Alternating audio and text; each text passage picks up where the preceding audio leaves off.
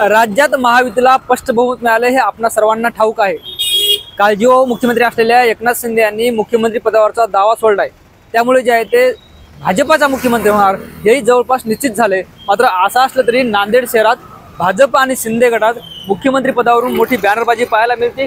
काल आपण एक नांदेड शहरातील बॅनर पाहिलं होतं, त्यावर लिहिलं होतं की राज तिलक की करो तयारी आणि देवेंद्र फडणवीस यांचा मोठा फोटो होता। आणि आता आपण हे दुसरं बॅनर पाहतोय, या ठिकाणी शिवसैनिकांनी मुख्यमंत्री एकनाथ शिंदे यांच्या समर्थनात हे बॅनर लिहिले। यावर असा उल्लेख केलाय की नांदेड जिल्हा ओबीसी 12 बलुतेदार समाजाची हृदयातून कळकळीची मागणी व भावना, दिनदुबळ्याचा जनसामान्यांचा मुख्यमंत्री, कॉमन मॅन कंसात सीएम पुन्हा हवेत, माननीय श्री एकनाथ संभाजी शिंदे महाराष्ट्राचे लाडके भावी मुख्यमंत्री असा उल्लेख जे आहे तो या बॅनरवर पाहायला मिळतो। आपण जर खाली बघितलं तर हिंदुत्वाची साथ एकनाथ, अनाथांचा नाथ एकनाथ, लाडक्या बहिणीचा भाऊ एकनाथ, जनतेच्या मनात जनतेच्या हृदयात एकनाथ असा उल्लेख या बॅनरवर पाहायला मिळतो। आणि आपण जर अजून खाली आलो तर पुन्हा एकदा महाराष्ट्र राज्याचे मुख्यमंत्री अनाथाचे नाथ एकनाथ शिंदे साहेब हवेत असा उल्लेख जो आहे तो या बॅनरवर केलं चित्र पाहायला मिळतं। खरं तर आता मुख्यमंत्री 5 डिसेंबर रोजी शपथ घेणार आहेत। मात्र असं असलं तरी अजूनही शिवसैनिकांना असं वाटतं की एकनाथ शिंदे मुख्यमंत्री झाले पाहिजे, तर भाजपच्या कार्यकर्त्यांना असं वाटतं की देवेंद्र फडणवीस मुख्यमंत्री झाले पाहिजे। यामुळे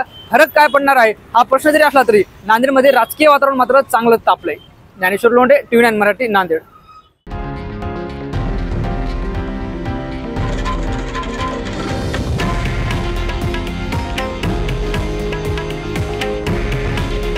हे आहे देशातील नंबर 1 न्यूज नेटवर्क आणि आपण पाहत आहात TV9 मराठी। काळजी तुमची, हित महाराष्ट्राचं।